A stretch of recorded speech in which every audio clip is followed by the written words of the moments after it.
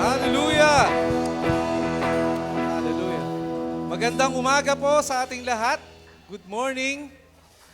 Handa na po ba tayo, ang ating mga puso, ang ating kalooban? Are we excited to praise God this morning? Parang di pa kumain, ha? Woo! Isang sigaw naman ng hallelujah! Amen! Tayo po tayong lahat. Sa taas ng kamay dyan. Tingnan natin. Kaway-kaway. Yan. Talong-talong konti. Yan. Amen. Are we ready to praise God? Are we ready to praise God? Hallelujah! Hallelujah! Amen! Sabay-sabay po nating purihin ang Panginoon. Woo!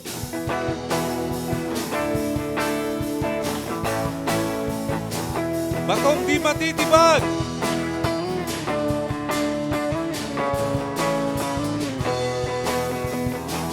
O Panginoon, aking kalakasan, iniibig kitang tunay, si Yahweh ang batong di matitibag. Hallelujah! Minsan pa.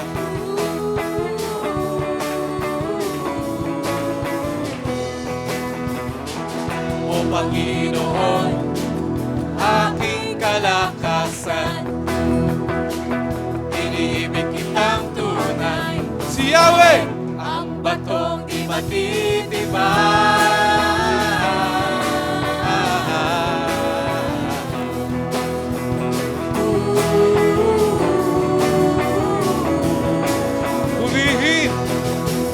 Purihin ka, O Diyos, sa awit ng tagumpay. Purihin ka, O Diyos, purihin ka, Yahweh. Purihin ka, Yahweh. Purihin ka, O Diyos, sa awit ng tagumpay. Purihin ka, O Diyos, purihin ka, Yahweh. Purihin ka, Yahweh. O Panginoon, aking kalakasan, iniibig kitang tunay, si Yahweh ang batong di matitibag.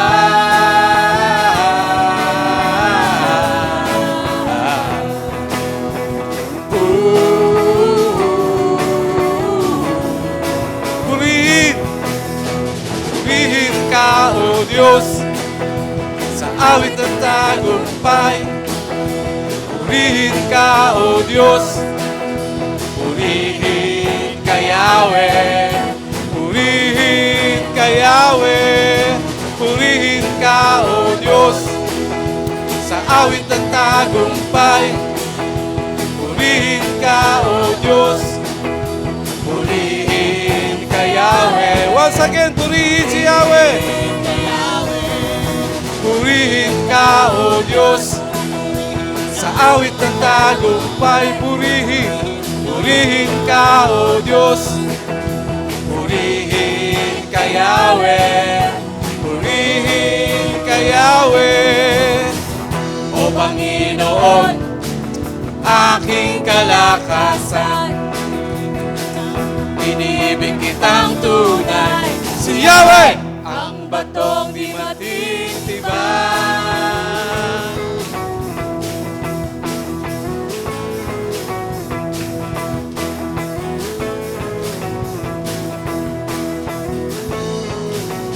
Wala na ngang ibang katulad mo.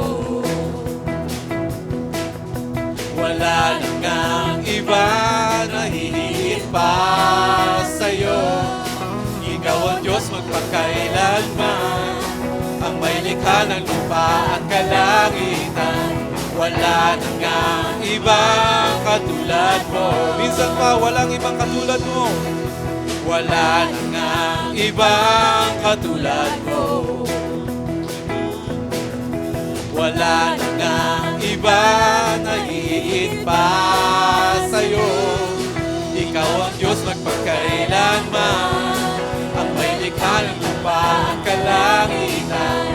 wala na ngang ibang katulad mo. Sa puso ko'y ikaw lamang ang maghari at manahan, ang siyang sumakop sa aking kalooban. Magtitiwala ng lubos, tanging sa'yo lamang, O Diyos, pagkat wala na ngang ibang katulad mo. Wala na ngang ibang katulad mo. Wala na ngang ibang katulad mo. Wala na ngang iba na hihigit pa sa'yo. Ikaw ang Diyos magpakailanman, ang may likha ng lupa at kalangitan. Wala na ngang ibang katulad mo. Sa puso ko, ikaw lamang ang maghari at manahan, ang siyang sumakop sa aking kalooban. Magtitiwala ng lubos, tanging sa'yo lamang, O Diyos, pagkat wala na ngang ibang katulad mo. Sa puso ko, ikaw lamang ang maghari at manahan, ang siyang sumakop sa aking kalooban. Magtitiwala ng lubos, tanging sa'yo lamang, O Diyos, pagkat wala na ngang ibang katulad mo. Minsan pa, for the last time. Sa puso ko, ikaw lamang ang maghari at manahan, ang siyang sumakop sa aking kalooban. Magtitiwala ng lubos, tanging sa'yo lamang, O Diyos, pagkat wala na ngang ibang katulad mo. Pagkat wala na ngang ibang katulad mo. Pagkat wala na ngang ibang katulad mo. Hallelujah! We praise you, Lord, pagkat wala na ngang ibang katulad mo, O Panginoon. Let's continue to worship the Lord our God. Hallelujah! Hallelujah!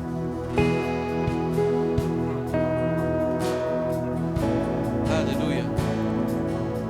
Here we are, ready to worship the Lord our God. Hallelujah! Hallelujah! Worship Him, worship Him.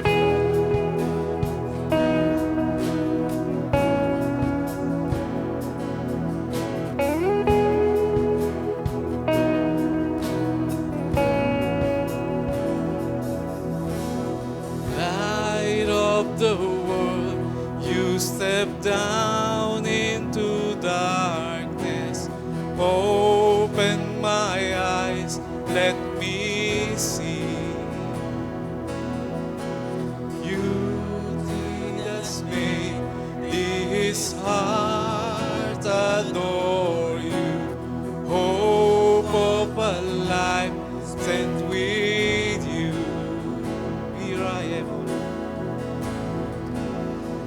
Here I am to worship.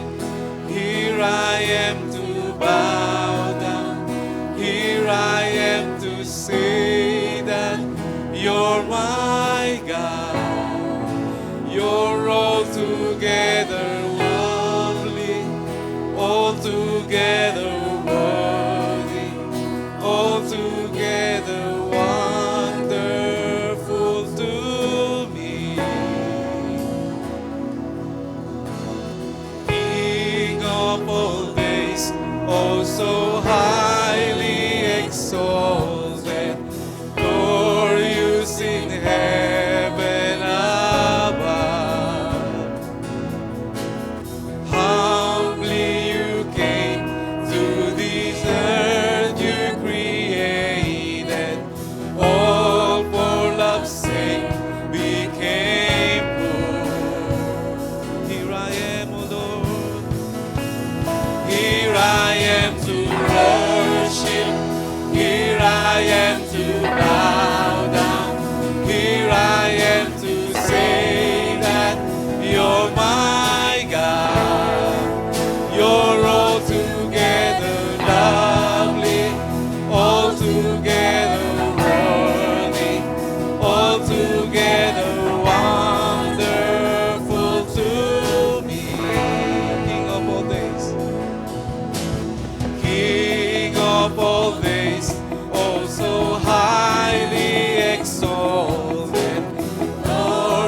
who's in heaven above. Humbly you came to the earth you created. All for love's sake He came. Here I am, we worship you, Lord. Here I am to worship.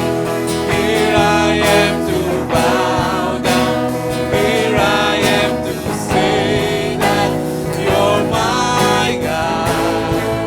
You're altogether lovely, altogether worthy, altogether wonderful to me. Here I am to worship. Here I am to bow down. Here I am to say that you're my God. You're altogether lovely, altogether worthy, altogether wonderful to me. I never know how much it costs to see my sin upon the cross. I never know how much it costs to see my sin upon the cross. I never know. I never know how much it costs to see my sin upon. I never know how much it costs to see my sin upon the cross.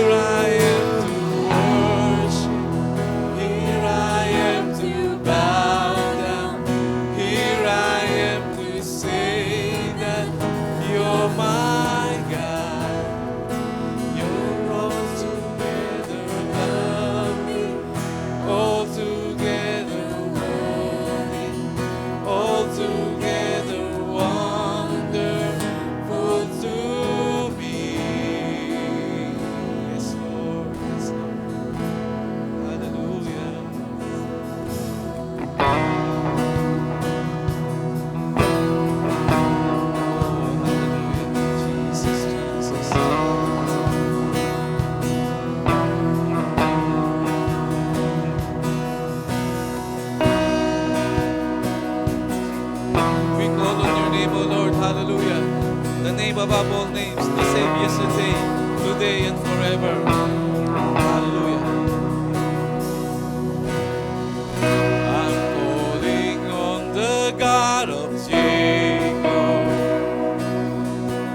whose love endures to generation. I know that you will keep your covenant. I'm calling on the God of Moses. Yes, Lord, yes, Lord. The one who opened up the ocean. I need you now to do the same thing for me, for us, O Lord, for us, O Lord. Hallelujah. Oh God, my God, I need you. Oh God, my God, I need you now. How I need you now. Oh rock of ages, I'm standing on your faithfulness. On your faithfulness. I'm calling on the God of Mary, whose favor rests upon the lowly. I know in you all things are possible. Yes, Lord. I'm calling on the God of David, who's made a shepherd boy courageous. I may not face Goliath, but I've got my own giants. Oh God, my God, I need you. Oh God, my God, I need you now. How I need you now. Yes, oh Lord. Oh rock of ages, I'm standing on your faithfulness. On your faithfulness. Oh God, my God, I need you. Oh God, my God, I need you now. How I need you now. We need you, Lord. Oh rock of ages, I'm standing on your faithfulness. On your faithfulness.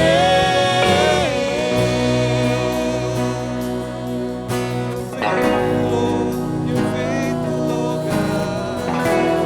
Hallelujah.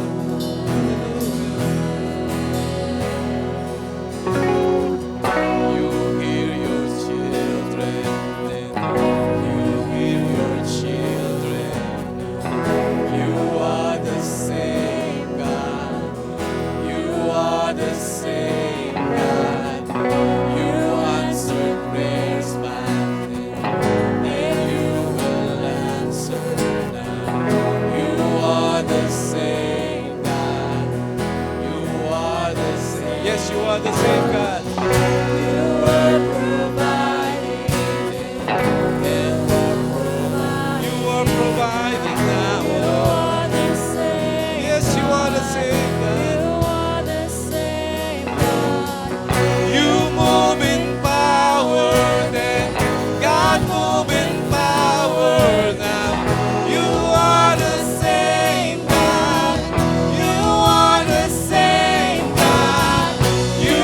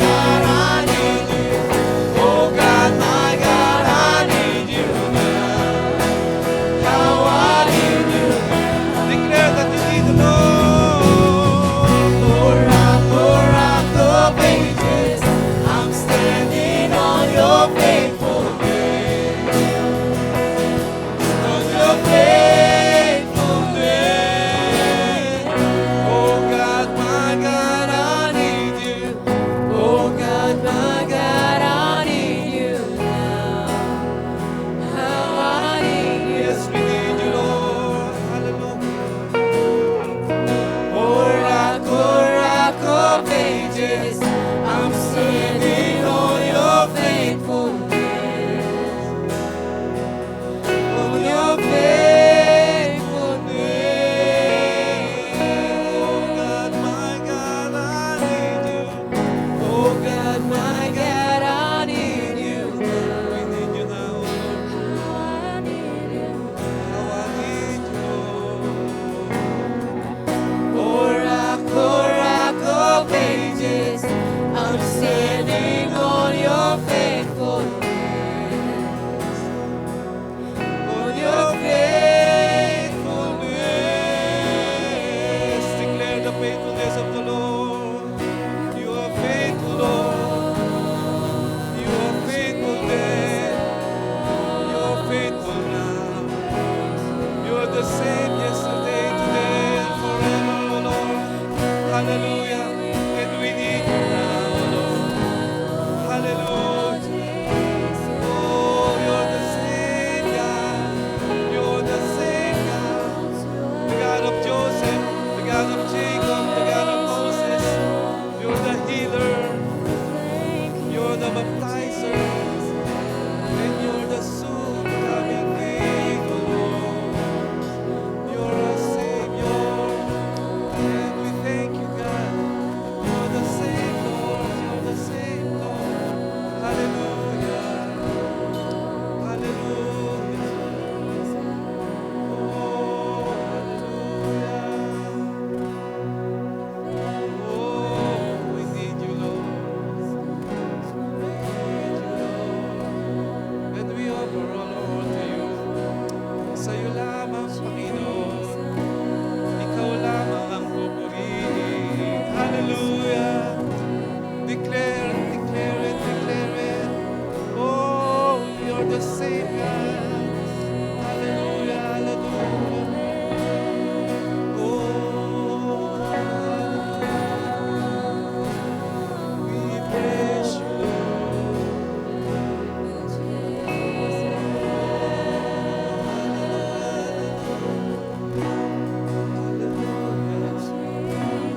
yes, Jesus, Jesus. You're the same yesterday, today, and forever, Lord. Truly, you're worthy, Lord. Really worthy. You're worthy to be praised, O Lord. How we need you. How we need you. Hallelujah. Hallelujah.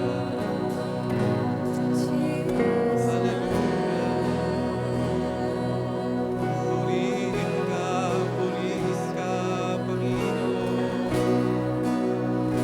Hallelujah. Oh, truly you're worthy, O God. Hallelujah. Shikarababa. Hallelujah. Hallelujah. Hallelujah.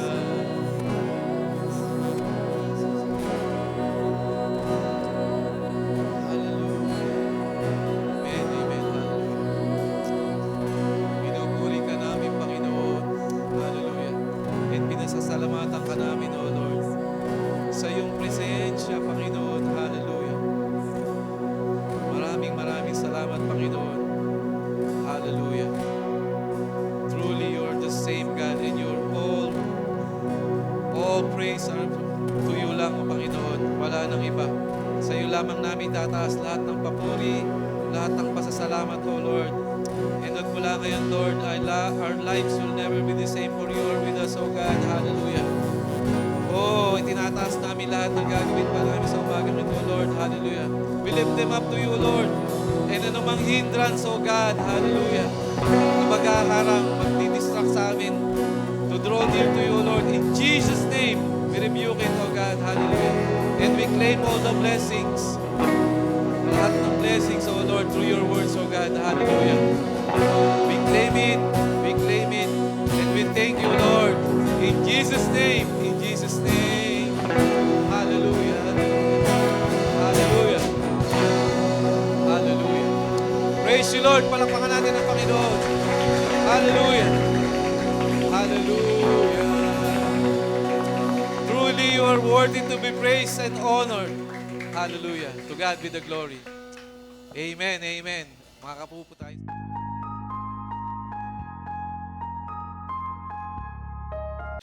Nagpipray po ako ng message at nakita ko po ito maganda. May kaugnayan ito sa Israel eh. Yung labanan ng, yung nakipaglaban si King David sa Palestine. O yan, di ba? Naglalaban sila ngayon ulit eh. Kaya yung bayan ng Diyos at ang bayan ng Israel. Okay, kung kayo po may mga Bible, please open your cellphone. Kasi, alam niyo sa totoo lang, meron pa ba talaga nagdadala ng Bible ngayon? Taas nga ang kamay ng meron. Meron ba? O, si Andy meron. O, majority cellphone na lang yan, no? Pati umaating sa mga training, bubuksan ng kanilang mga cellphone, bubuksan ng kanilang mga gadgets. Mukhang, alam niyo, maawa naman kayo sa Philippine Bible Society. Mga gumagawa ng Biblia. Hindi na nabibili. Anyway, pero for sure sa inyong mga devotion, may mga Bible kayo sa bahay. Amen? Meron tayong Bible sa bahay. Anyway, okay, open your cellphone. Ano mang version yan, maging Oppo man yan, maging iPhone man yan. O ano ba bang mga version ngayon? Skyward ba? TCL? TV pala yung TV pala yung Skyward at saka TCL. Okay. No, Samsung. Yan. Anyway, sabi ng Biblia, 1 Samuel chapter 17, beginning verse 40 to 47. Babasahin ko po ng mabilis. Then, he took his staff in his hand, chose 5 smooth stones from the stream, put them in the pouch of his shepherd's bag, and with his sling in his hand, approached the Philistines.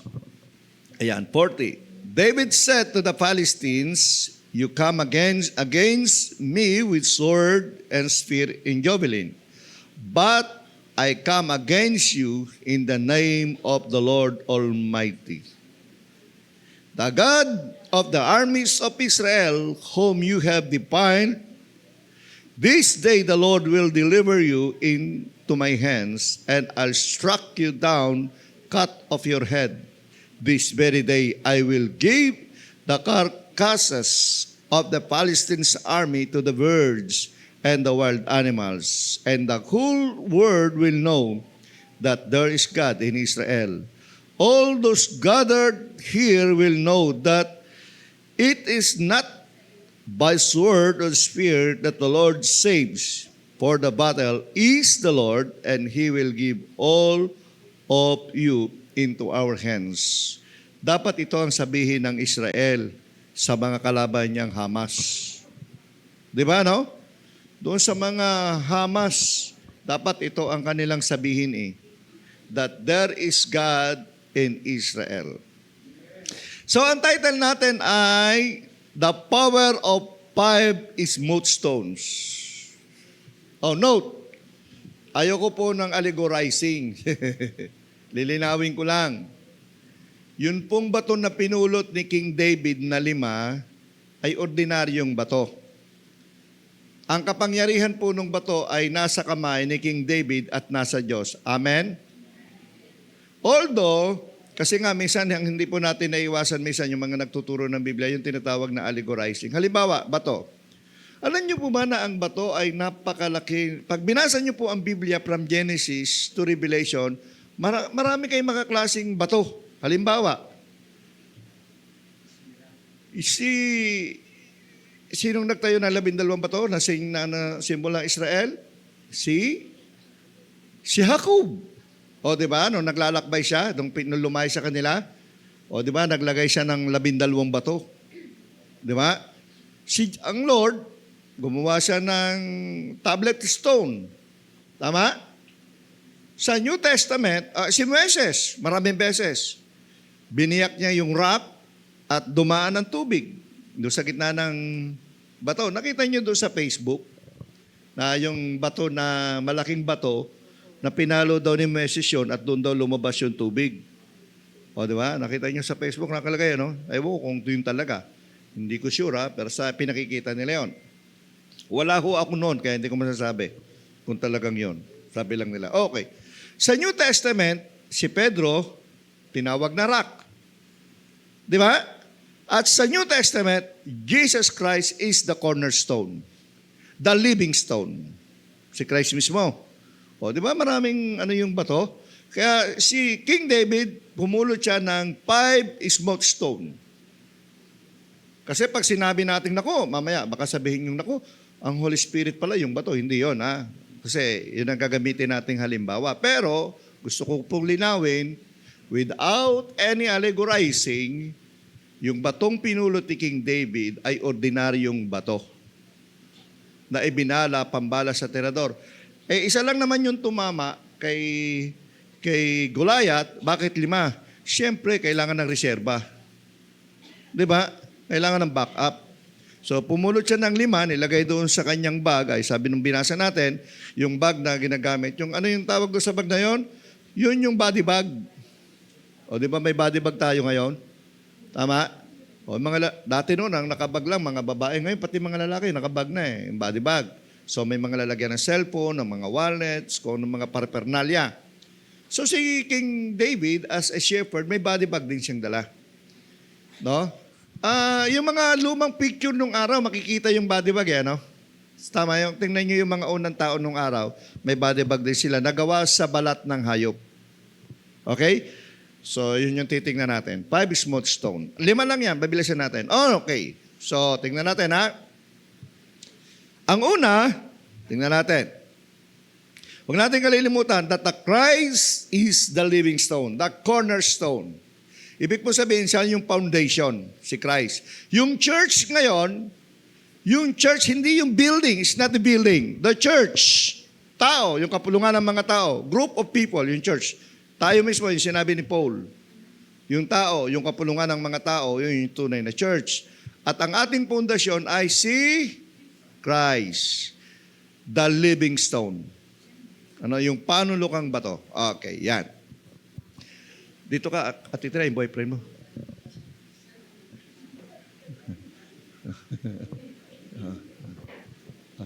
Kay Freddy dito.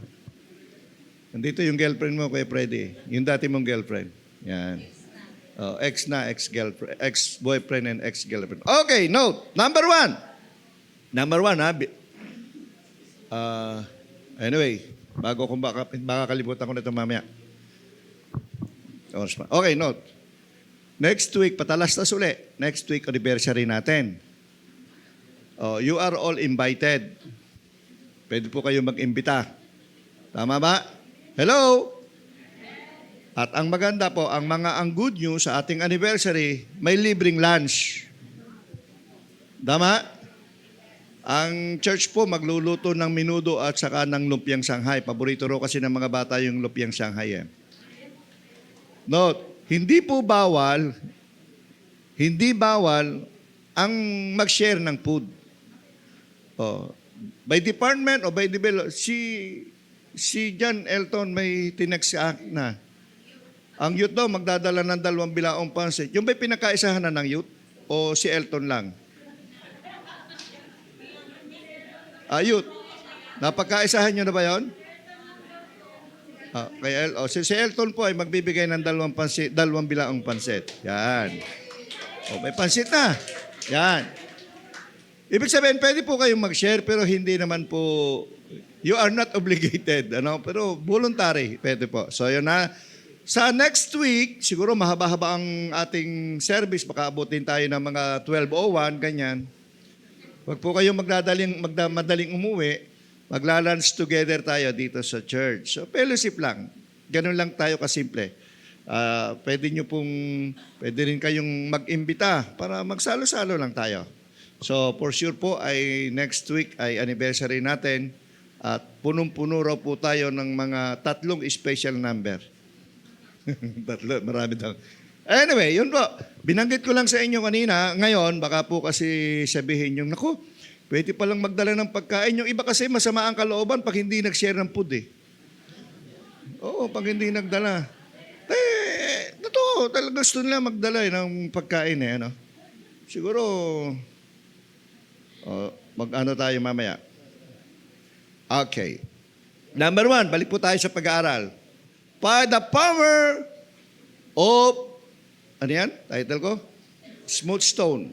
The power of 5, ang lalagay ko sana ay the power of the 5 living stone. Kaya lang, baka papunta na tayo sa allegorizing ano? So, smooth stone lang. Pero no, ulitin ko, ginamit ko lang po yan, pero wala pong kapangyarihan yung bato na yan. Ang kapangyarihan ay nasa Holy Spirit at na kay King David na gumagamit ng bato. Nimala ba kayo doon? Parang ganito, cellphone. Bigyan ko sample. Ang cellphone, ginawa ito ng mga manggagawa. Marami itong nakalagay sa loob. Yung mga pictures nito, marami ito. Ang cellphone ay very powerful. Naniniwala kayo? Sino naniniwala na ang cellphone very powerful? Pero ang kapangyarihan ng cellphone ay nasa kamay ng gumagamit. Ang kapangyarihan ng cellphone ito nasa akin ay pangtawag at pang-text lang. Sa akin. Yun lang alam kong gamit eh. Pag may tumawag, sasagot. Di ba? Pag may nag-text, magre-reply ako. Pag nga magte-text ako, tahanapin ko yung pangalan, nahihirapan pa ako eh. Yun ang kapangyarihan sa akin, maliit. Depende sa gumagamit. Amen? Very powerful to, inilagay sa loob, pero nasa kamay, ang kapangyarihan ng buong cellphone ay nasa kamay ng gumagamit. Note, ito rin ang maganda. Pwede itong gamitin sa kabutihan at pwede rin gamitin sa kasamaan. Amen ba? Marami ng pamilya ang nasira dahil sa cellphone. Kaya sinasabi ko sa inyo, kung may plano kayong gumawa ng kalokohan, huwag kayong gagamit ng cellphone. Marami nang nabisto dahil sa cellphone. O, ito tandaan. Ilan sa inyo, oy mga lalaki, oy mga babae, ilan sa inyo na kapag nag-CR dala cellphone? At kapag natutulog, nasa ilalim ng unan ng cellphone. Doon sa Facebook, meron akong isang tawa ako ng tawa eh. Pumutok na raw yung mga nagkaroon ng malakas na lindol, tulog pa rin yung babae. Gising yung lalaki, tulog yung babae. Tapos nagkaroon ng malakas na lindol, ganun din. Pati mga bulkan, naputo ka na, tulog pa rin yung babae. At sabi niya, mga kalamidad, dumating na, nagputo ko na yung bomba, tulog pa rin yung babae. Tumunog yung cellphone, gising yung babae. Yung cellphone ng asawa ang tumunog eh. Kaya tingin kagad yung babae. Sabi ko, powerful talaga cellphone. No? Nakuha niyo? So gusto ko lang pong bigyan ng linaw sa inyo. Ganyan din yung mga batong nasa inyo. Maganda. Marami tayong sample dito. Una, number 1, sabi dito, ano ba yung 5 smooth stone na to? Ni King David. Ni King David. Ano ba yung secret ni King David sa kanyang tagumpay? Number 1, pakilagay po, Holy Spirit. Amen? Ang una, sabi nga, the Holy Spirit come upon him in power. Paano natin mapapatunayan na ang kapangyarihan ng Espiritu Santo ay King David? Nakalagay dyan. Verse, pakita niyo yung nga yung verse, please.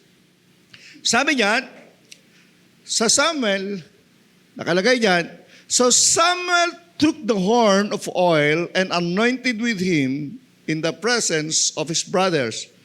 And from that day on, note, from that day on, noong oras na si King David sa kanyang pagiging teenager na isang mag-aalaga ng tupa ay binuhusan ng langis ni Prophet Samuel. Ang sabi diyan, from that day on, the Spirit of the Lord come powerfully upon David. Di ba? Sabi doon, magmula ng oras na si King David ay binuhusan ng langis, inanoint. Thus, yung symbol ng Holy Spirit, yung oil. Sabi doon, magmula sa oras na yon, ang Holy Spirit na kay King David. Sabi, ano nakalagay dyan? And from that day on, the Spirit of the Lord come powerfully upon David. Mahalaga pala yung anointing. Lord, di ba nakita nyo? So ang kapangyarihan ay yung Holy Spirit. Yung batong maliit na note, bago lumabas si King David, na-anoint na siya. Tama? Tama ba? Na-anoint na siya as a king. Kaya definitely, obligado ang Panginoong Diyos na protektahan siya kasi or else hindi siya magiging hari. So, Holy Spirit. So, tingnan natin. Then, next verse, Zechariah chapter 4 verse 6. So, he said to me, this is the word of the Lord to Zerubbabel, not by might, nor by power, but by the Spirit, says the Lord Almighty. Yeah. Diba tayo din? Not by might, hindi sa lakas natin, hindi sa galing natin, o sa talino natin, hindi kung gaano kakatalento, nagtatagumpay tayo by the power of the Holy Spirit. Amen? So anong kailangan ng isang mananampalataya? Holy Spirit. Sa New Testament, nakalagay, ano sabi diyan? But you will receive power when the Holy Spirit comes on you, and you will be my witnesses in Jerusalem, in all Judea, Samaria, and to the ends of the earth. Note, Holy Spirit. Yun ang ugat ng ating kapangyarihan. Meron tayong isang church. Ako po, galing po ako sa isang church na independent. Ang akin pong background na church ay galing sa isang evangelical church, UCCP. Yung church na pinanggalingan ko ay the convert sa Pentecostal kasi nag-practice sila ng healing during the time of T.L. Osborne. Tapos nagkaroon sila ng mga speaking in tongues. Yung divine na ng Holy Spirit, nagsimula doon, nakita sa church. May isang church tayo somewhere in Negros, nahati yung church. UCCP Church, pagkatapos, during prayer meeting, hindi service, during prayer meeting, habang marubdob, nagdarasal, nanalangin yung mga tao, biglang dumating yung Holy Spirit, nagmanifest, at yung mga tao nagsimula, nag-speaking in tongues. At na-notice nung mga kapitbahay na yung church ay nasusunog. Nasa historya ng New Testament part in the Philippines. May libro niyan, may gumawang yung sa research ng isang Amerikano ay nakalagay yan doon.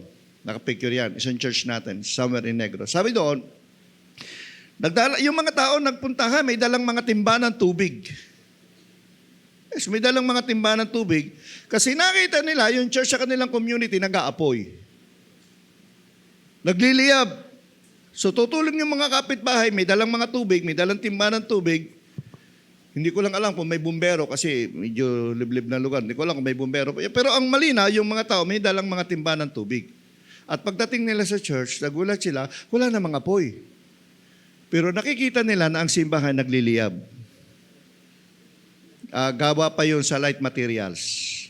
Up to now, church natin yon. Then, magmula sa araw na yon, nahati ang church. Meron pang umaga, pang hapon. Yung mga pang hapon, yun yung mga nag-speaking in tongues. Sabi kasi nung leadership, kasi ang namuno doon, yung kanilang layman. Yung layman nila. Tapos sabi doon, okay, sabi niya, kami naman ang original, kaming mga hindi nag-i-speaking in tongues kami sa umaga. Yung mga nag-i-speaking in tongues sa hapon. So, nag-divide yung service. Kasi nagpa-practice sila ng speaking in tongues. Magmula nun, sa panahon yon, magsimulang mag-spread out ang gospel. Isa yan sa DNA ng Foursquare. Nung araw. Sabi, ngayon, pastor, ngayon ba hindi na? Ngayon din, pero matabang. Diba? Kasi aminin man natin hindi, lalo sa mga kabataan ngayon, ilan na lang ang nag-i-speaking in tongues. At ilan na lang ang nagdi-desire na mag-speaking in tongues. Dati nga sa camp, hindi matatapos ang 3 days camp without the baptism in the Holy Spirit. Diba? Pero ngayon, matabang na. Kasi ngayon, nauso na kasi yung gadget. Nung araw kasi walang gadget eh. Di ba? Masyado nang na-modernize ngayon. So pati pagsamba na-modernize na. O tayo nga, OPM na nga tayo eh. Wala na nga tayong face-to-face prayer meeting eh. OPM na tayo. Modernized na tayo eh. Di ba? Eh, what do you expect? Although maganda naman sa prayer meeting, magsasama-samang mag-prayer meeting, nagsasama-sama pa rin manalangin, mag-aral ng salita ng Diyos. But, yung solido na pananalangin at pagsasama-sama, hindi natin nagagawa during OPM. Kasi nga OPM. Eh, kagaya ng internet namin dito sa baba, mas madali, mas mahabang oras ang hindi ko naiintindihan kasi naiintindihan ko. Ang gandang-ganda ng message, biglang connecting. Wala ka nang naintindihan. Nag-meeting kami nung isang beses, kasama si Gerly. Parang ilang piraso lang ang naintindihan ko. Kasi connecting. Wala, sabi ko, ano ba namang internet to? Oh. Nag-OPM, ganun din. Nung Webes ng mga UFM, sabi ni Kuya Tony, Pastor, ako na lang ang mag-closing prayer saka mag-pray ha. Pawala-wala ka eh. Diba? No. Walang solid.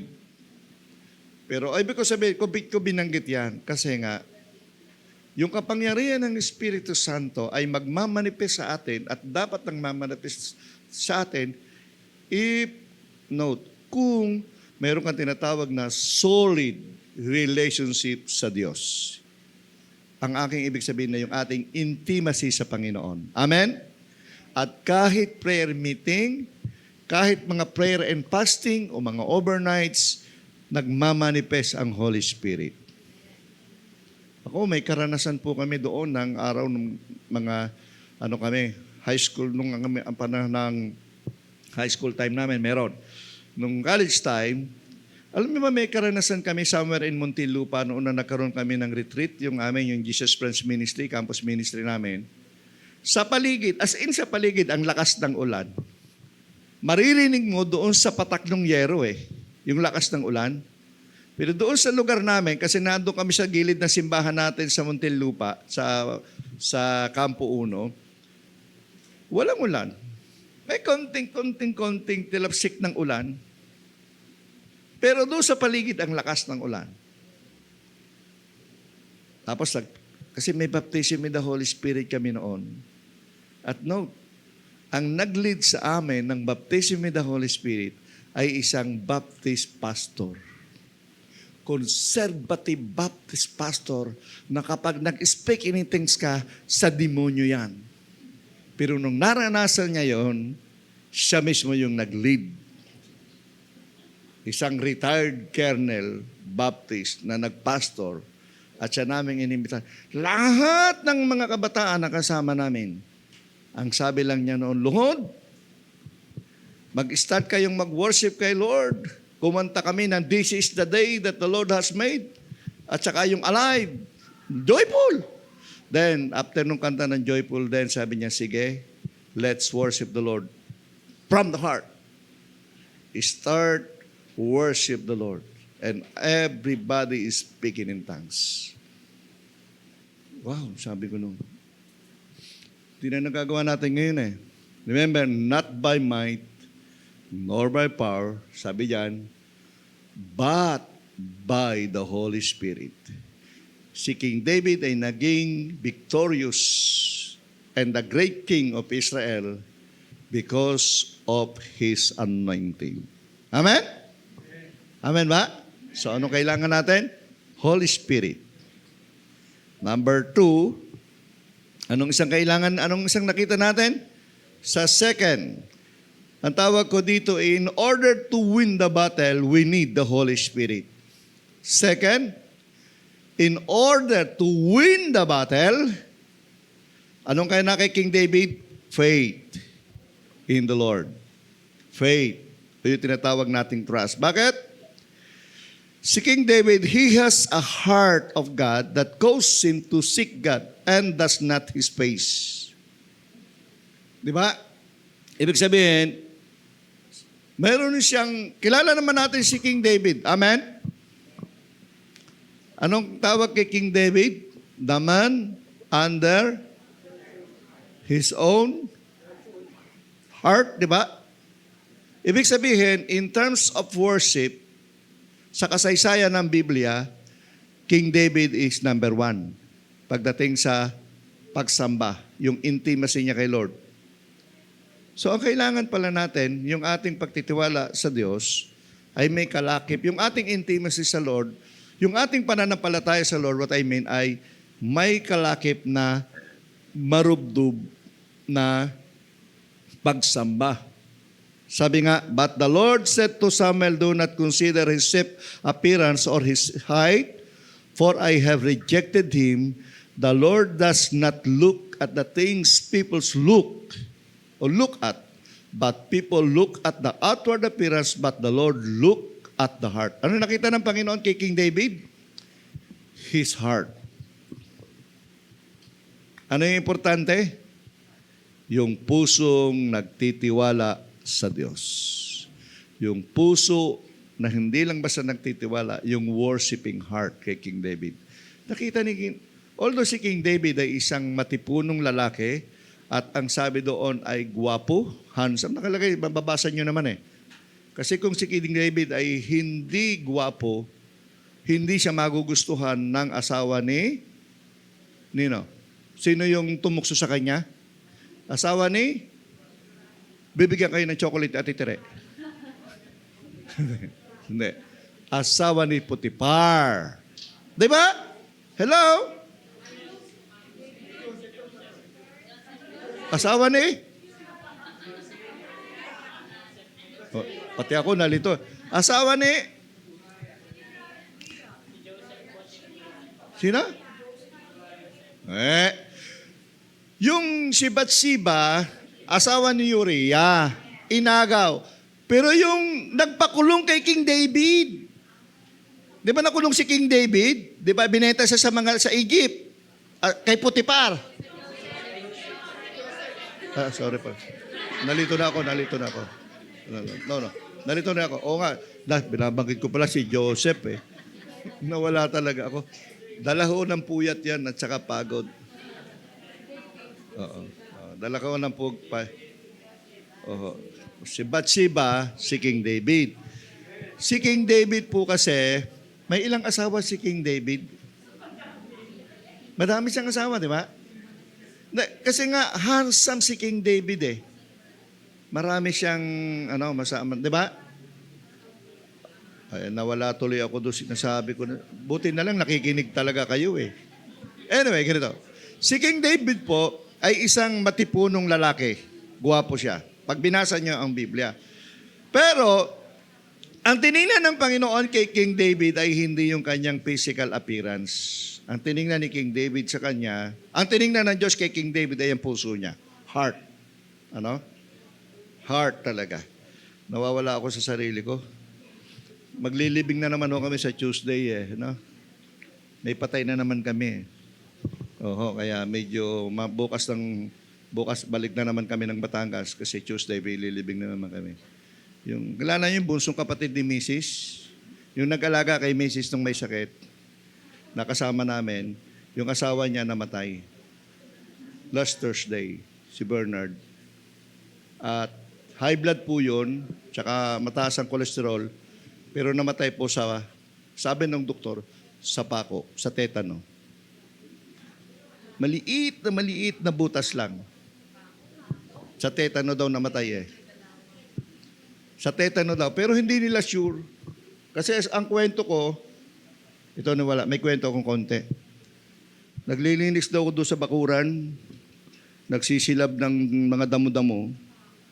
Habang naglilinis, araw kasi ng linggo eh. Nung last Sunday lang. Kaya masama ang wala sa simbahan pag linggo.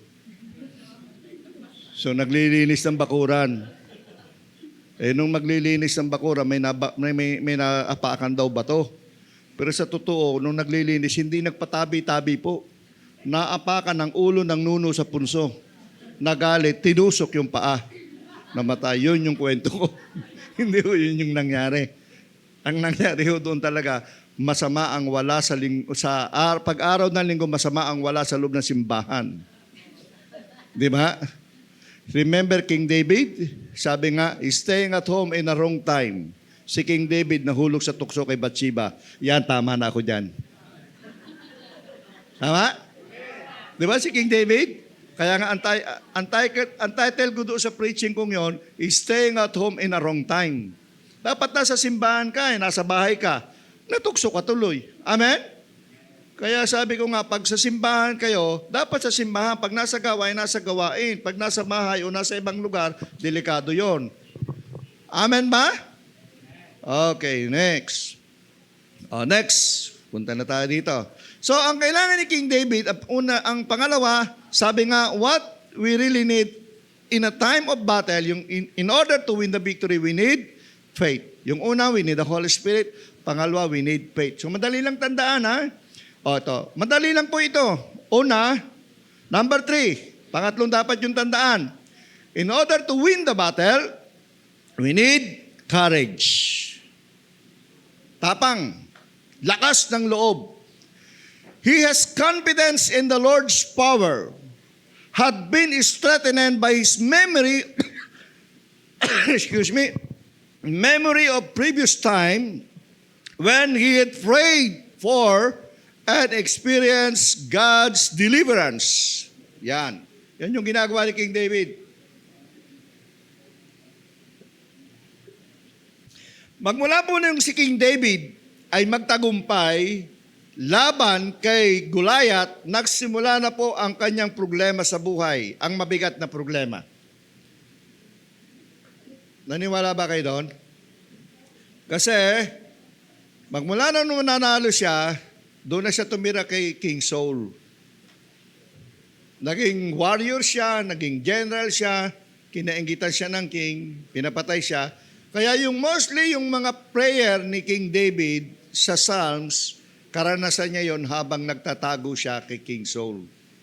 At karanasan niya nung maging soldier siya, nung maging general siya, nung maging hari siya. Pero alam naman natin si King David ay isang hari na mapagsamba sa Diyos. Sabi ng Samuel, but David said to Saul, your servant has been keeping his father's sheep. Shepherd siya. When a lion or a bear came and carried off a sheep from the flock, I went over it, struck it, and rescued the sheep from his mouth. Tapang niya, no? When it turned on me, I seized it by its hair, sinasabunutan niya, struck it and killed it. Armas pala niya yung pagsabunot no? Then, your servant has killed both the lion and the bear. These are circumcised Palestine will be like one of them because he has defiled the armies of the living God. The Lord who rescued me from the paw of the lion and the paw of the bear will rescue me from the hand of these Palestinians. Wow. Yun ang sagot niya. Ibig pong sabihin, King David has the courage. May tapang, may lakas ng loob. Amen? Kausapin niyo po yung lahat ng successful na tao. Ang puhunan nila ay, tapang. Tama ba? Tama? Meron akong isang napakinggan. Ewan ko kung napakinggan nyo. Sabi nung isang businessman, billionaire, ang naging puhunan daw niya ay tapang. Sabi ko, hindi ba pera? No, sabi niya, tapang. Bakit? Maaring marami kang pera pero wala kang lakas ng loob magnegosyo, hindi ka magtatagumpay. Pero kung mayroon kang tapang, ibig sabihin, may lakas ka ng loob, dadagdagan mo ng galing at talino. Mamaya pag-usapan natin yan. Dadagdagan mo ng galing at talino at sipag, magtatagumpay ka. Tama ba? Ang nagiging matagumpay yung taong matatapang, yung malalakas ang loob.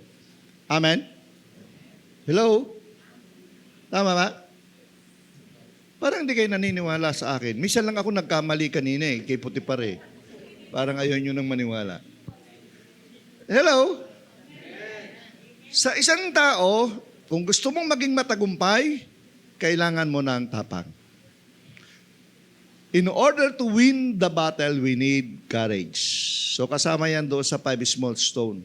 Yun yung pala yung sikreto ni King David. Yung word niya, sabi niya sa mahal na hari, shepherd ako. May mga layon na ninanakaw ang aking inaalagaan tupa, pero anong ginagawa ko? Hinahabol ko sila at sinasabunutan ko sila. Tama ba? Pinapatay ko sila. Ganon din yung mga bear, di ba? Yung mga lahat ng mga mamabangis na hayop na nagtatangkang kainin yung kanyang tupa, pinapatay niya. Pinatay ko yung lion, pinatay ko yung bear. Sabi niya, itong bastos, word na defiled itong bastos na Palestinians na ito na hindi tuli, ganon din ang mangyayari. Yung word na, minsan ganito no? Yung word sa Biblia, minsan pagbastos ay natin banggitin, supot. Di ba? Sabi, bastos, hindi, sa Biblia, di ba? Pag English, magandang pakinggan, uncircumcised. Parang hindi bastos pag sinabi mo Tagalog, supot, bastos. Ba't ganyan tayo mga Pilipino? Sabi nung isang doktor, born again doctor. Sabi nung isang born again doctor, nabubuo ka ang tao dahil sa sperm cell at egg cell na pinagsama. Tama ba? Sperm cell ng lalaki, tama no? Egg cell ng babae, pinagsama, dahil nabubuo ang tao. Tama no? Tinagalog niya, nagtawanan yung mga tao. Kasi sabi niya, anong pagka-tinagalog mo? Tamod ng babae at tamod ng lalaki. Nagtawanan yung mga tao, sabi, bakit? Bastos ba yun? Tinagalog ko lang naman. Ba't ganun tayo mga Pilipino, kinakahiya natin yung ating sariling wika, sabi niya. Galing mo sa isang doktor. Doktor yung nagsalita, narinig ko lang. Oo nga, tayo, gano'n, no? Pag binanggit mo yung word na circumcised, okay lang. Pero pag tinagalog mo, hindi magandang pakinggan. Pero yung word na ginamit ni King David, ito. Bastos kasi itong uncircumcised na to. Hinahamak niya yung bayan ng Diyos. Malalaman ngayon nila ng mga Palestinians na to at malalaman ng buong mundo, there is God in Israel. Dapat yun ang katwiran ni Netanyahu doon sa Hamas. Dapat malalaman ninyo ng buong mundo. No, 50 years ago, yung gera nila between the Egypts, the Jordan, yung Arab nation, nung naglaban, ng pinagtulong-tulungan sila, tinapos nila in 6 days. Ano ang testimony ng mga tao noon? Noong nagliparan yung kanilang mga missiles, nagulat yung mga tao kasi sa taas, wala naman bumobomba, sumasabog. Hindi tumutuloy sa Israel. Anong sabi ng mga tao ngayon?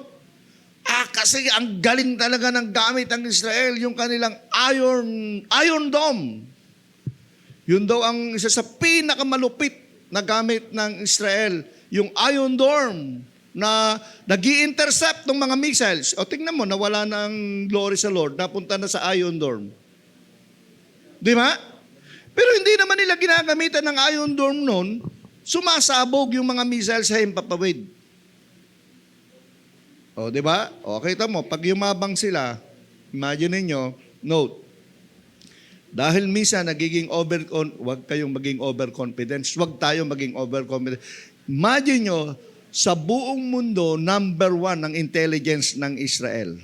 Tama ba? Number 1 ang kanilang intelligence at ang kanilang gamit sa buong mundo. Nalusutan sila ng Hamas. Bakit?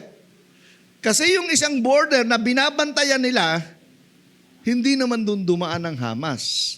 Sa ibang border sila dumaan.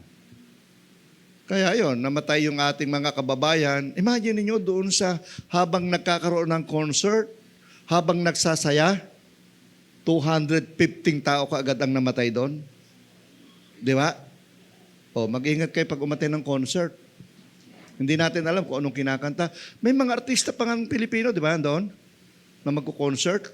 Hindi ko alam kung naandun din sila. Nakulong nga sila ewan ko kung nakauwi na yung mga Pilipinong yon, yung mga artista na yon. Di ba? Naandun sila para mag-concert. Note, anong ibig sabihin nun? Do not underestimate the enemy.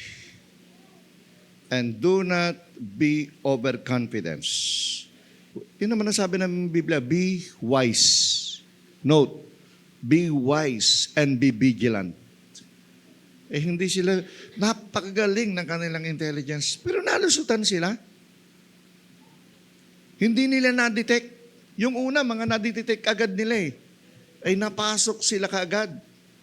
Itong mga Hamas, sinamantala nila yung kabisihan ng Israel doon sa nagkakaroon ng party, nagkakaroon ng kantahan, celebration, kasi day of celebration ng Israel Sinamantala nila yon.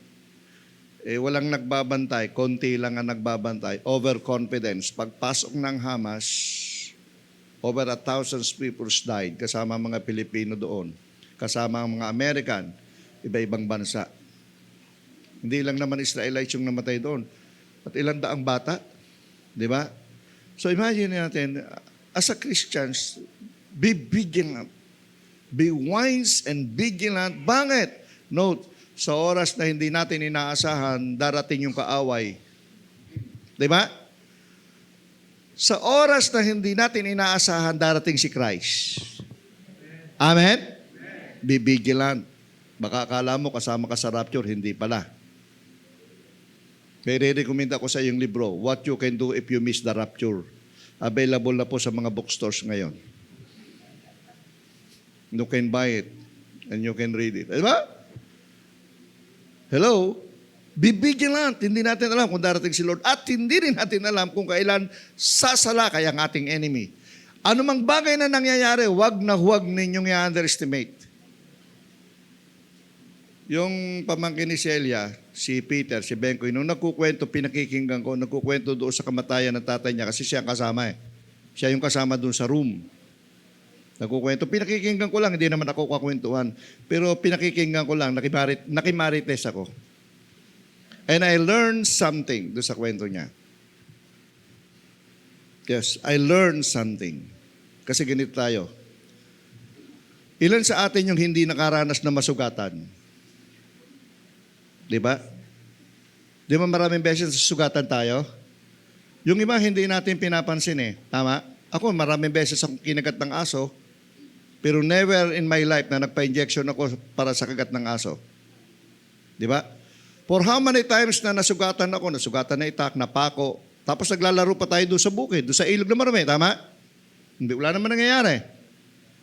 One time na na-aksidente ako nakaapak ako ng malaking pako, ng pako sa yero, natakot din ako kasi biyak yung pako doon, nagpa-injection ako. Naka 3 years na ako, meron pa akong 2 years, 23, 23 at saka hanggang 24. Ito 2024, ang injection ko pa.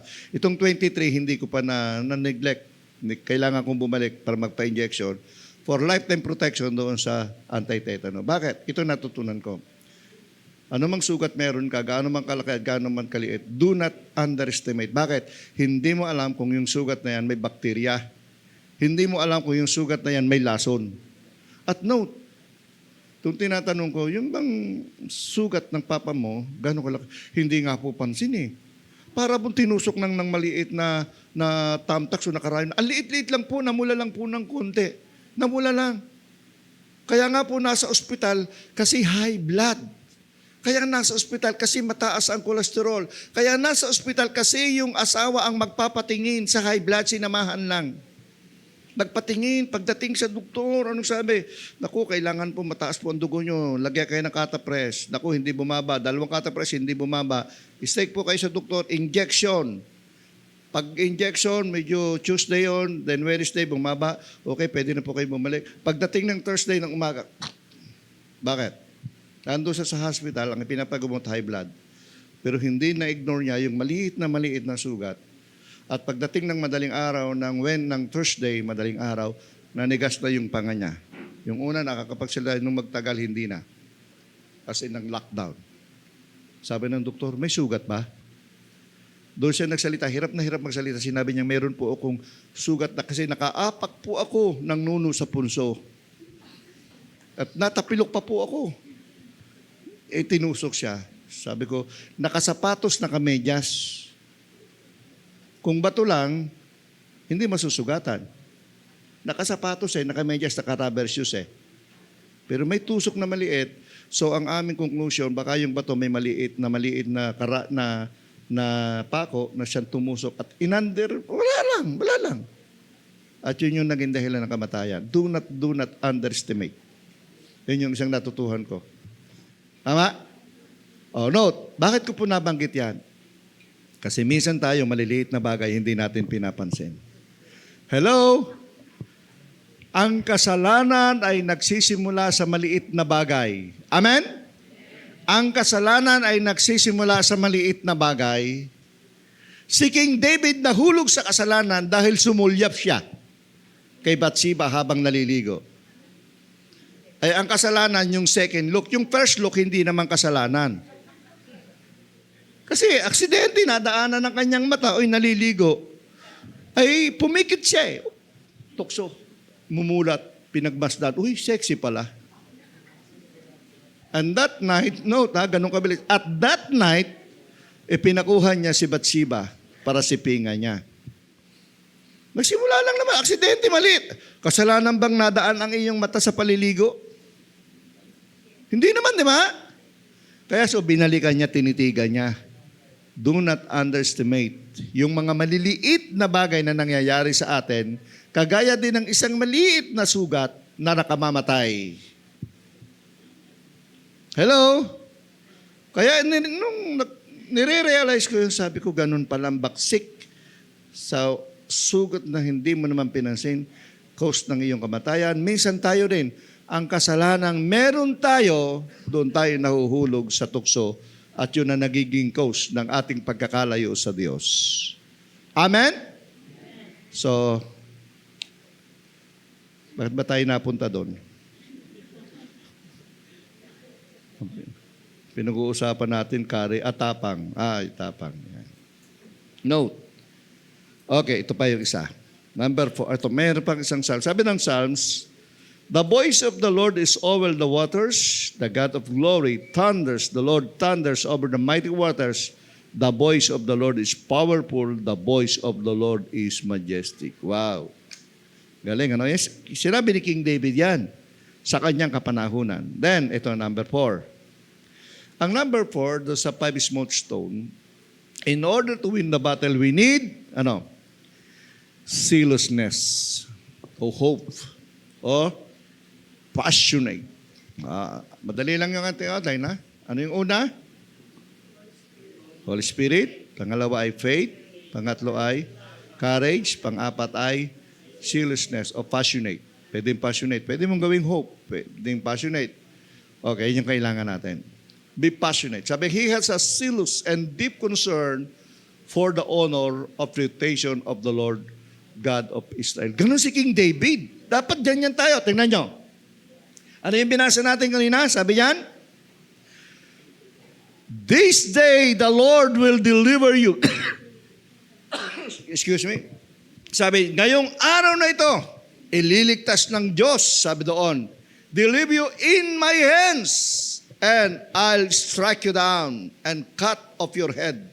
This very day I will give the carcasses of the Palestinian army to the birds and to the wild animals. And the whole world will know that there is God in Israel. Who those gather here will know that there is not by sword or spirit that the Lord saves, for the battle is the Lord, and He will give all of you into our hands. Note, si King David, ang taas ng kanyang pagpapahalaga sa pangalan ng Diyos at sa karangalan ng Diyos. Ayaw na ayaw ni King David na binabastos ang Panginoon. Amen? Tayo, minsan pinapayagan natin Minsan tayo pinapayagan nating hamakin ang ating Diyos. Si King David hindi pwede sa kanya. Sabi ni King David, no, malalaman ninyo, there is God in Israel. Di ba? Passionate. Oh, sige. Ulit, balik tayo. How passionate we are in serving the Lord. Hello? How passionate we are in reading and meditating the Word. O, yung ating pagsiserve sa Panginoon. Yung ating pagsishare ng gospel. O, hindi ko natatanungin yung how passionate we are in terms of OPM. Kasi pagka OPM, kung sinong coordinator, marami sila. Pag hindi na silang coordinator, konti na lang sila. Ano? Ilan yung dumating ng prayer and fasting ko ito ni? 16. O bakit ano? Bakit hindi sila sumama? O, sa susunod, bawal tumambay dyan pag may gawin. Dapat sasama. Di ba? O no. Ilan sa inyo ang naniniwalang ang prayer ang pinakamahalagang bahagi ng gawain sa church? Naniniwala kayo doon? O hindi kayo naniniwala? Ilan na naniniwala? Sa lahat na nag-amen, ilan ang umaten sa prayer and fasting? Hello? O, anong pinakamahalagang gawain sa church? O, ilan ang umaten ng prayer and fasting? O, di ba? Biglang, hindi na nag-amen. Ibig sabihin nun, hindi tayo passionate. Amen ba? Anong tawag doon? Sa naniniwala ka, pero hindi ka naman sumasama. Anong tawag doon? Anong tawag? Naniniwala ka na yun ang pinakamahalaga, pero pinababayaan mo. So, anong tawag doon? Bahala na kayo. Hindi ko alam kung anong tawag. Bahala na kayo. Baka magalit kayo sa akin. Tayo po ganito. Ako po naniniwala ako eh. Ako naman din, may bahagi ako. Magiging hypocrite ako kung sasabihin kong, ibig sabihin, magiging hipokrito din po ako pag sinabi kong, mahalaga nga, pero hindi naman tayo. Totoo naman yun eh. Minsan, hypocrite tayo. Pero note lang po. Hindi pa naman po huli ang lahat eh. Naniniwala tayo, lalo na po sa panahon ngayon. Nung pumutok talaga ang gerang ito uli, parang mayroon akong kaunting realization. Sabi ko, wow, ito na ba Lord? Ano? Ito na ba Lord? Pagkatapos ay sumama agad ang Iran. Excited ang Iran sa gera. Di ba? Pati yung Qatar. Di ba? Excited sila. Wow, ito na uli ang panahon namin. No? Syria, wow. Excited. Ito talaga yung mga bansang galit na galit sa Israel eh. Ito yung mga bansa na gustong burahin ang bayan ng Israel. Kasi ito yung bansa na nagpahirap sa mga bansang ito nung araw. So gusto nilang gumanti ngayon. So, imagine niyo, we need prayer. Magiging passionate talaga tayo dapat sa gawain ng Panginoon. Dapat excited tayo. Sabi ng Biblia, sabi ni King David, tingnan niyo po ito.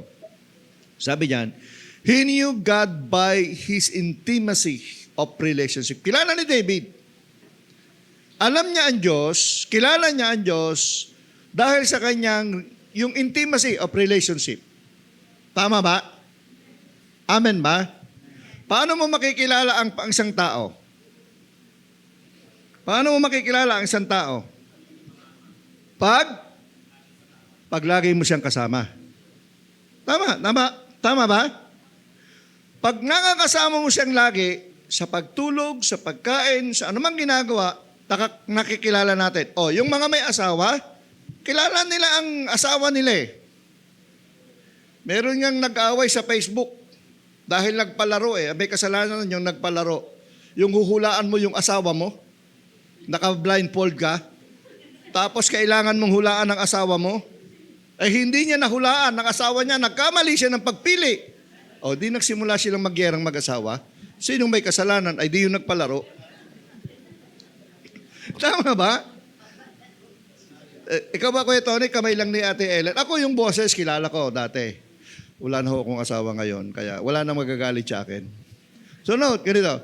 Hindi, di ba't kilala natin? Hinga pa lang, amoy pa lang, kung anong pabong ginagamit. Di ba?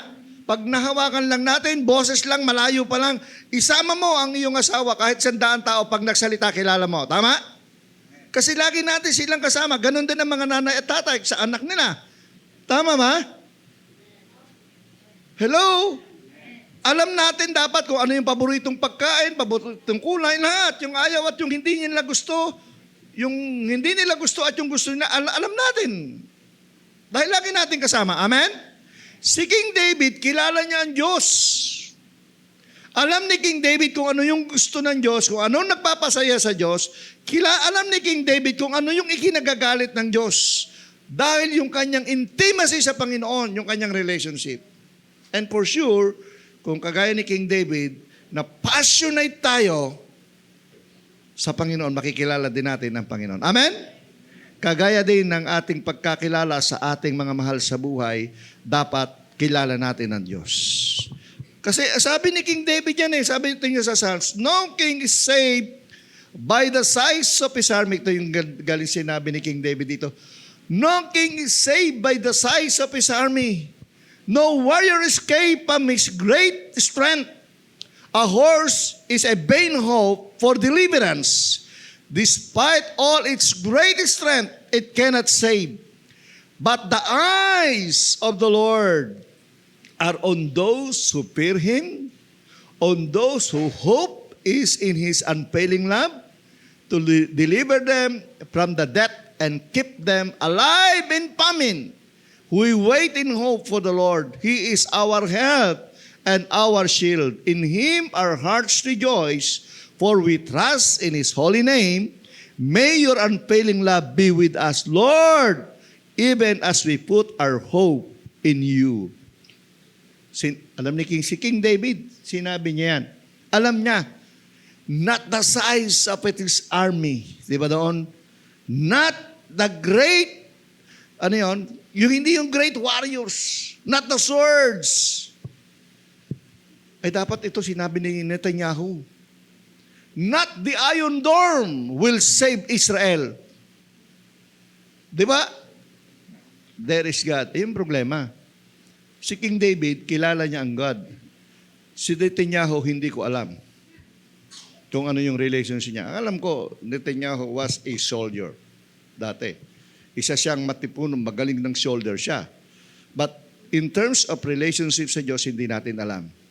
Dapat ganun tayo. Amen? Not by might, nor by power, but by the Holy Spirit. Kay King David, not the size of yung army niya, hindi ang dami ng army. Hindi yung dami ng kanyang mandirigma. Hindi kung gaano kagaling ang kanyang mandirigma. Di ba? Alam niya sa sarili niya na ang kaligtasan ay nasa kamay ng Diyos. Amen?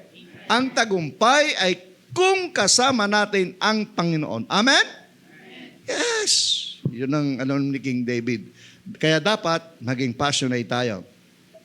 Ito, sinabi rin ni King David, Psalms 44, verse 7, sabi, through you, push back our enemies. Through your name, we trample our foe.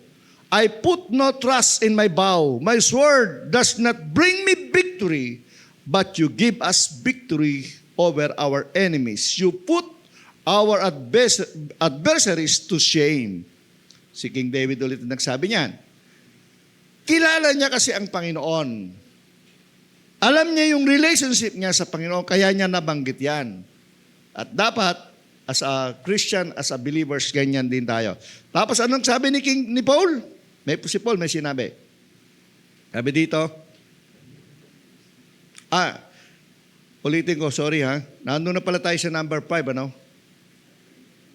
Number 5 na po tayo. Yung kanina, courage. Number 5 ay knowledge and understanding.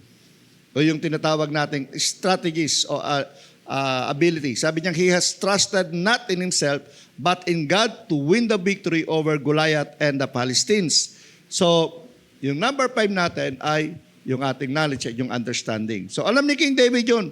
Hindi sa galing. Yung strategies, yung ability, yung pangunawa. Lagi natin pinaghihiwala yung knowledge and understanding kasi po magkaiba yan. Yung knowledge and understanding, magkapatid sila, magkamukha lang sila, pero sa totoong buhay, magkaiba talaga sila ng ibig sabihin. So si King David, alam niya, sinabi niya sa Psalms yan Ano? Hindi lang yung pagiging passionate, kung hindi sa labanan, we need understanding, we need knowledge, we need strategies and ability. Para para lang malalaro yan ng basketball. Kahit gaano kagaling ang player mo, nakadepende pa rin sa coach ang pagtatagumpay. Amen ba? Ang isang manlalaro kasi, hindi lang yung galing at strategies at kakayahan ng isang manlalaro, but depende sa kanyang coach kung paano siya tinitrain. Amen? Nabibuilt-in lang sa kanya sa isang manlalaro o sa isang soldiers, depende sa kanyang trainer. Tama? Kasi halimbawa ganito, si Pacquiao nanalo kasi ang nag-aaral ng strategies ay yung si Freddie Rose. Di ba? Pinapanood niya kasi yung laro ng mga kalaban, ang nagtsatsagang manood doon, yung coach at tinuturo niya, ganito mo kukontrahin. Ganito siya maglaro eh. So dapat ganito ang kontra mo. Anong counter attack mo? Ganito. Anong offensive attack mo? Dapat ganito. So nag-aano doon yung coach. Sa basketball, ganun din.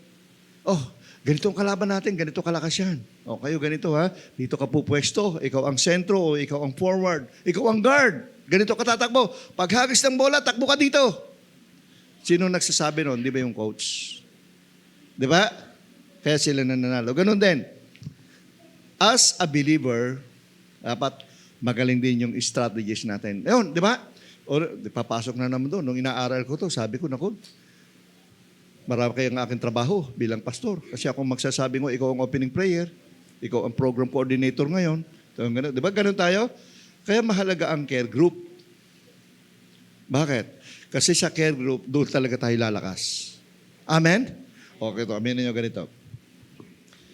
Every Sunday na ganito, masarap mag-gathering. Amen? Yung 2 oras natin pagsasama-sama, after nito, uwian na kayo, kain na nyo. Nakakalimutan nyo nga, pati nga texto ko last week, hindi nyo na alam eh. Tama? Pero through your care group, through your cell group, kasi yun yung follow-up. Tama? Pwede nyo pag-usapan kung ano yung topic ngayong Sunday. Pwede nyo pag-usapan yon. Then yun yung nagpipray every day. Note, ang kaibahan sa church na ganito, tayo nakikita-kita every Sunday. Pero yung relationship ng care group all throughout the day. Amen? Hello, parang hindi totoo sa inyo yun. Di ba yung care group doon na kayo ng pagdating ng umaga, kumusta na kayo kapatid? Kumusta na kayo? Ganyan. Hello? Tama? Ako kasi, may mga pastors akin na kasamahan ako. Noong nagkasakit si Celia, siya yung merong akong pastor na laging nangungumusta. Brett, kumusta ka na, inaana? Kumusta ka na, pastor? Kumusta ka na? May mga pastor na gano'n. Every day, hanggang sa mamatay si Celia. Every day, itong mga pastors na to, nagtitext sa akin, pastor, kumusta ka na? Kumusta ka na ganito? Yung isang aking ninang si Ninang Nene. Every day yun, walang patlang yun. Anak, kumusta ka na? Kumusta na kayo? Kumusta na ganito? Yung ilang pastor na ganito, si Pastor Jackie nga, sabi ni Pastor Jackie sa akin, Pastor, uuwi ka ng Cavite, wag kang uuwi nang hindi kami kasama. Kaya yung 3 superintendent, sinamahan ako. For 3 nights, sinamahan akong matulog. Bakit? Si Pastor Jackie, wag kang uuwi nang hindi kami kasama. Alam ko malulungkot ka, masasaktan ka. Sasamahan ka namin. Tingnan niyo yung care group. Hello? Nakuha niyo? Ako, as a pastor, meron akong mga pastor na kinikare din ako, inaalagaan din ako, then nagiging malakas ako. Naandyan sila eh. Di ba? Pastor ka, nalulungkot ka sa bahay, huwag ka alis ka dyan sa bahay, lumayas ka dyan, kapi tayo. Akong bahala. Wow, di ba? Kung minsan sabi nga nila, mag-bowling tayo. Pastor, ang lungkot, 2 lang tayong magbo-bowling, magkapi na lang tayo. Hello? Bakit? Kasi kailangan natin yun. We need somebody to pray for us. We need somebody to care for us. Di ba? We need somebody para talagang turuan tayo, alalahanin tayo. Sa oras ng mga mamabigat na problema, minsan hindi mo kailangan yung maraming salita. I feel that. Ako naramdaman ko yon. Noong namatay ang asawa ko, walang salita na pwedeng itumbas. Any words na maririnig mo, minsan mainis ka lang. Pero alam nyo yung nakakapagpa-comfort, yung i-embrace ka lang. Pag in-embrace ka, tatapikin ka lang sa balikat. Walang words. min-embrace ka lang. Alam mo ang ibig mo sabihin, nakakapagpa-comfort meron kang nasasabi, wow, there is somebody that who will care for you and pray for you. Tama? Minsan mga ganon. Kaya napakahalaga. Sabi ko nga kay King David noon, meron din siyang team. Ang ganda yung isang preaching na gusto kong i-preach eh. May 4 siyang kawal. Di ba nauhaw siya? Di ba? Tapos sabi ni King David, I wish na magkaroon ako ng tubig na iinumin. Alala niyo yun? Pagkatapos yung kanyang mga generals, yung kanyang mga kawal, ibinwish nila yung buhay nila para kumuha ng tubig. Di ba? Tapos yung kawal na to, nung matanggap ni King David yung tubig, sabi ni King David, I'm not worth it para inumin ang tubig na ito na pinuhunanan ninyo ng buhay at ng inyong dugo. So anong ginawa ni King David? He offered the Lord. Ibinuhos niya yung tubig, hindi niya ininom. Ewan ko kung nagalit yung 4. Hindi ko alam kung sumama ang loob ng kanyang mga general, batapos naming ibwis yung buhay namin eh. Hindi mo iinumin, itatapon mo lang. Pero ano sabi ni King David? I am not worth it. Bakit? To receive this water. Sabi niya, bakit? Buhay at dugo niyo ang pinunuhanan niyo. Anong nakita ko doon? Yung 4, yung mga taong nagmamahal kay King David, that they are ready to die para lang makainom ng tubig yung kanilang general. Hello? I wish and I pray na meron tayo sa team natin na ganun. Hello? Ako, naramdaman ako na may mga taong, nung namatay si Celia, may naramdaman ako yung mga taong ganito. Oh, kumusta ka na? Magti-text early in the morning. Bro, kumusta ka na? Okay ka lang? Buhay ka ba ba? Baka nag-suicide ka na rin. Parang ganon. Sini-cherish ko yun. Te-text ka na. Oh, bro, kumusta ka na? Oh, minsan tatawag. Okay ka ba, ma? Kape tayo. Dito lang kami. Text ka lang. Pati yung kabilang district. Sabi nga ni Pastora kay Carolino, text sa akin, Pastor, ano ka lang, mag-mormon ka na, huwag ka muna magpipreach. Magpahinga ka lang muna, huwag ka muna magpipreach. Sabi ng isang supervisor doon sa kabilang district, relax ka lang muna. Take your time. Sabi ko lang doon, Pastora, okay lang po ako. Kailangan ko hong maging busy. Kasi kailangan kong maglibang. And I thank God, yung mga araw na nagiging busy ako, next week, wala akong pahinga yan. Masaya tayo nun. Kasi conference, so after conference, so balik tayo, anniversary. So marami, nakakalimutan mo yung ibang alalahanan. Minsan maganda ngayon. Bakit? Kasi nga may mga tao na nagmamahal sa atin, nakikare sa atin. In order to win victory, we need, number 1, we need Holy Spirit, we need faith, we need courage. We need wisdom and knowledge. Number 4, we need be passionate, yung pagiging passionate natin.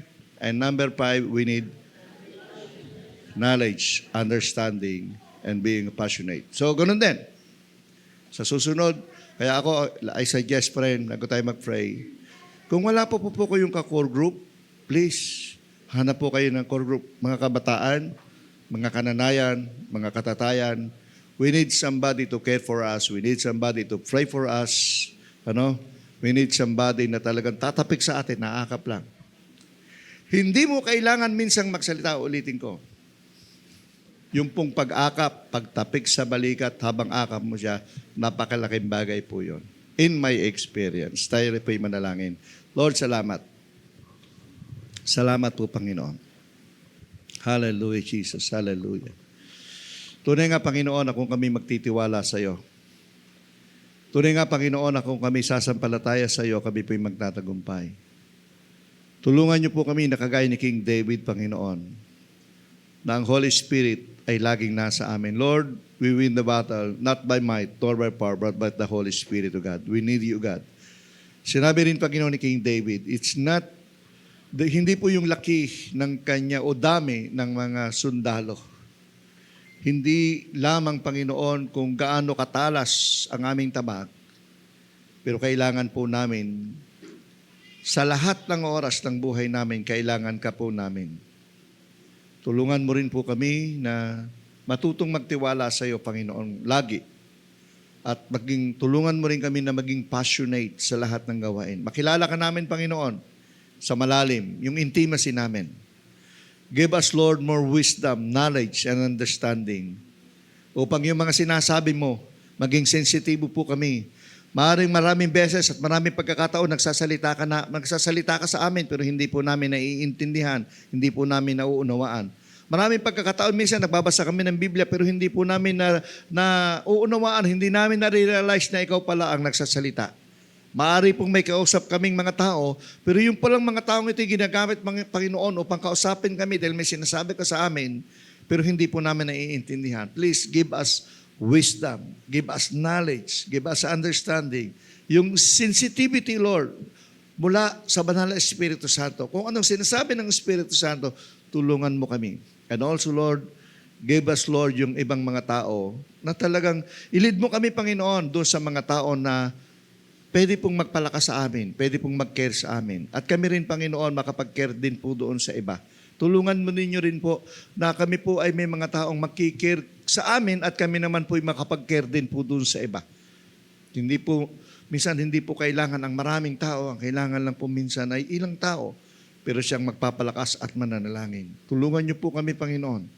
I-lead mo po kami sa mga taong ito. Ibigay niyo po sa amin, Panginoon, ang tagumpay sa pangalan ni Jesus. Salamat, Panginoon, sa iyong gagawin at tulungan niyo po kami na maging malakas sa lahat ng pagkakataon para patuloy po naming magawa ang iyong kalooban sa buhay namin. Ito po ang aming dalangin sa pangalan ni Jesus. Amen.